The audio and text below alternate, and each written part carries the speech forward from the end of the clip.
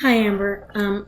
First of all, I want to compliment you on your reply to the question that we had in class this week.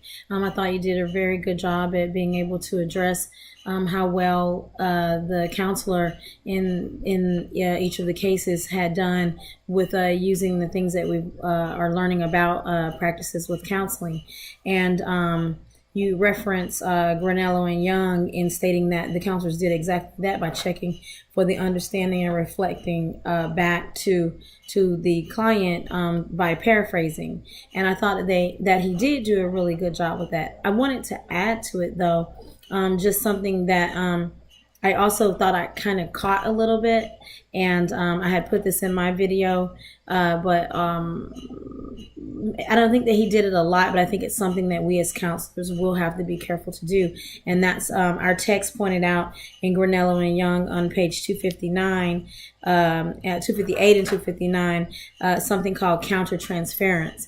And I think that I felt that sometimes when the counselor was replying to or paraphrasing, that he was maybe he said something that I didn't necessarily hear being said. You know, he is clarifying with the client, but I thought once or twice that I kind of heard him assume, make a generalization, and that there was some countertransference. But it says that can happen on page 258, where it says that emotional reactions can be educational if we are aware of them, and potentially harmful if we accept them uncritically. And I think that that's something that we just have to be careful of when we're paraphrasing back to the client what was said, that we're not injecting our own emotion, which I know is just very hard. It's like listening to a girlfriend or a friend talk and tell you about a problem.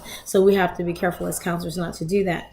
But it did tell us on page 259 that the counselor tries that how the question said, how should the counselor deal with countertransference or emotions towards the client, and that the counselor has to try to be aware of his or her reactions and recognize that it is a prejudice, and to try to react to the client in a way that they don't notice our facial expressions, our verbally, that we don't change our voices or don't respond in a type of way.